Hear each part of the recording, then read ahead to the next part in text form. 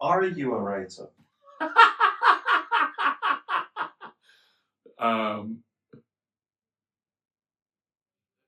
You know. Thank you. The story so far. A woman, Maria, turned into a piñata and was beaten by her husband, accidentally of course, with a stick of rock on the patio. We went back in time to see how it all started and found out they had marital issues. Not surprising when they look like a teapot and a jam jar. There was some stuff about panties, which you may or may not have liked. Old Auntie Dorothy is marrying her new toy boy, so our couple have arrived at a party in their house. Any questions? Well, why don't you go back and watch episodes 1, 2 and 3 then? Then come back and see if you've got any questions. Although, you probably have more questions. I'm going to start reading episode 4 now. We don't see you around these parts much, Maria, said a slender, pretty-looking woman. She looked like Maria, but less of a jam jar and more of a vase. Now, sadly, you may remember from previous videos, I had a couple of beautiful-looking vases on this side of the table. There's only one left, and it's this fake plastic thing. Here is the sacrifice that I've made for this channel. I've been waving my elbows about to try and animate this book for you, like Alan Shearer in the 1998 World Cup. And the sacrifice is 2 beautiful vases turned to rubble. Was the editing process for the book challenging? Yeah, I mean, write a paragraph, realise that that's not what I intended to write. In fact, it's not even in this book. It's, gone completely in the wrong direction. Write it again, realise it's too macabre or disgusting. Lighten it up a bit with a joke, just to sort of soften the blow. Realise that nobody would want to read this shit. Rewrite it again, and just keep chipping away. Each paragraph's like a sculpture. Just keep chipping away. Eventually, chip off too much. Delete the whole paragraph. Hack together another one. Realise I've got to move on. Go crazy. Leave it in the state that it was in. And that's the majority of the book. Hello, Fiona. How's Mum? Maria said sheepishly. You'd know if you picked up a phone every once in a while. Here, try the burgers. I've had enough.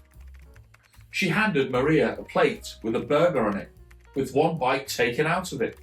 Maria's mouth was about to explode just looking at it.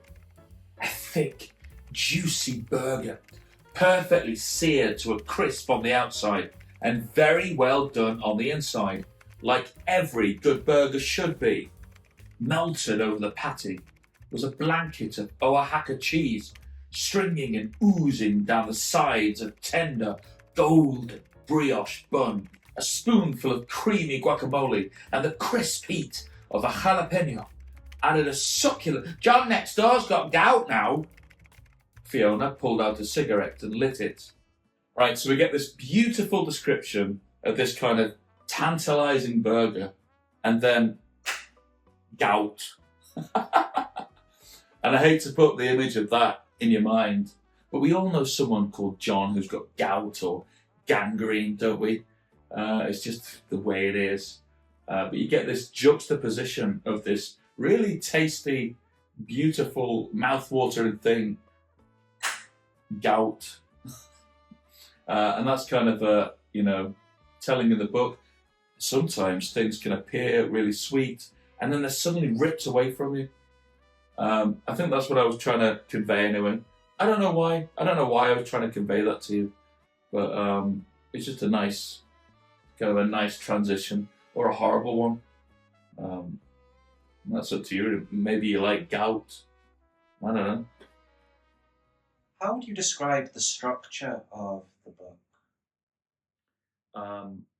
I've got many literary structures, paragraphs, sentences. Sometimes new paragraphs start in the middle of sentences, and you've got to think, I've been writing this book for 10 years.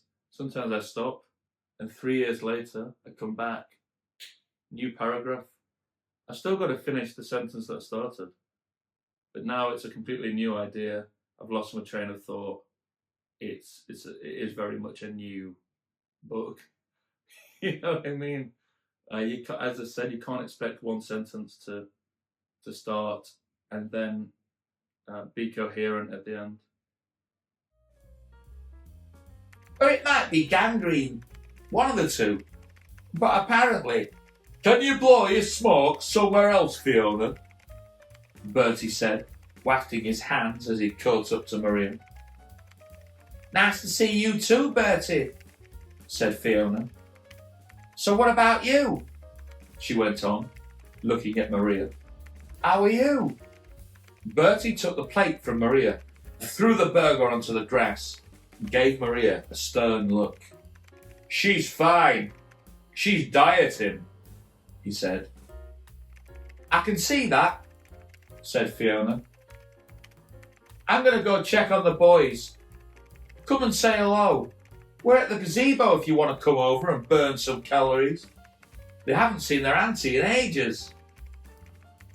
She disappeared into the sea of partygoers, and don't worry about the food waste. The birds will eat anything around these parts. So we got this woman, Fiona, and she's sort of revealed to be Maria's sister. And if you didn't get that from the text, if you needed me to tell you that, then might I recommend a book that's more your reading age, like Mr. Men, perhaps. But for the keen readers amongst you, you'll realise that Fiona is Maria's sister. Now, that doesn't mean that Fiona appears again. I think that Fiona was a late addition to tie something up later in the book. But we get this Fiona, and she is a sort of more attractive, slender-looking woman. So she's actually a version of Maria that perhaps Maria has the potential to be. But instead, Bertie's not happy.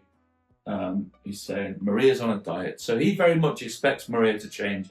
He also doesn't seem to be very friendly with Fiona. So obviously there's some conflict in the family. It's not just Maria. Maria's family has this kind of conflict. And possibly because of Bertie. But this idea that he's saying he's fine, she's dieting. We'll see if he has a burger, you know. He very much still expects Maria to change. And, you know, she's met her sister and she almost seems ashamed to be speaking to her sister. But we'll find out if Fiona appears later, I suppose. Maybe not. The point of this book is don't get too attached to certain characters because, you know, might be the last time you see them.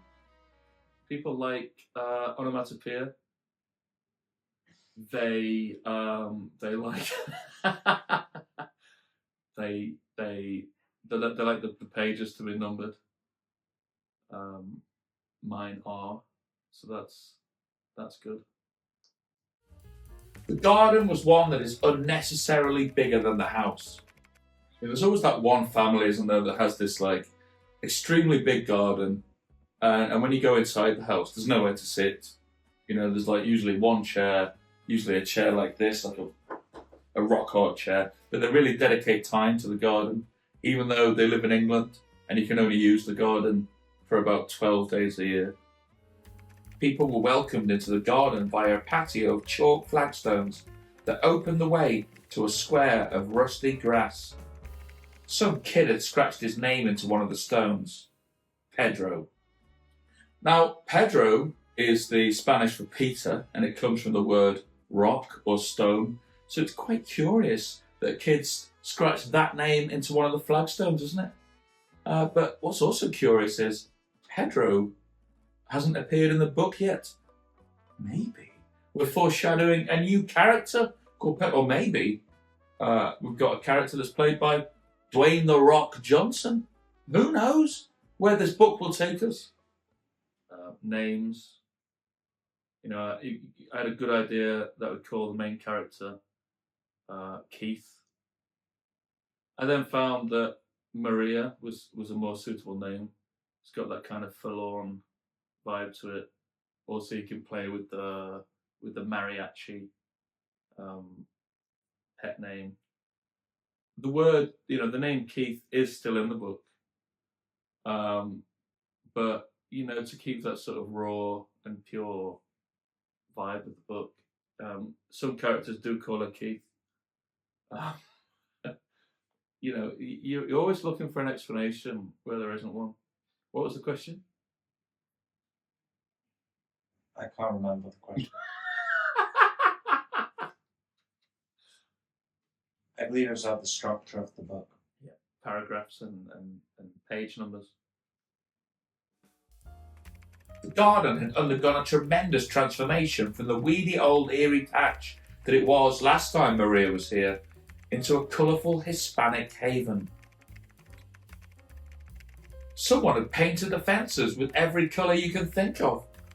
Red and even yellow, with Mexican flags draped over the sides. Everything's draped in this book, isn't it? We've got, in the last episode, Auntie Dorothy draped in tinsel. Now we've got Mexican flags draped over the side of the fences. We've got cactus draped in colourful ponchos. Everything's draped. The whole book is draped in the word drape. There's so much draping going on, the text just drapes over my eyes. I can't even read them. Silly strings shot through the air like party rockets. For some genuinely unknown reason, confetti was falling from the sky. Some cactus were in the corner of the lawn and seemed to stretch into a humanoid form. They were draped in colourful ponchos as partygoers pranced around them. Perhaps someone had spiked their drinks, and if that line doesn't win me an award, I just give up. Sometimes you write something and you think, oh, was this brought up earlier? Now I've got to bring it up earlier. But now, in the middle of a sentence, this guy's getting his dick out or something, and, for a callback later. Why was he doing it? If you don't plan these things out, then you're in trouble, I think. Throughout the chaos, Maria spotted little Auntie Dorothy, and there she was, completely naked, but for a sombrero, and clinging stiffly to the back of a scruffy donkey who had a small medallion around his neck with the name Ote on it. Her skin sagged over the side of the donkey like melted wax from a candle. Somebody had drawn a handlebar moustache on her in a black permanent marker to match her bushy eyebrows. She had a toothpick in her mouth. She didn't have any teeth, but she just liked rolling it around her soggy mouth. Don Quixote also had a handlebar moustache.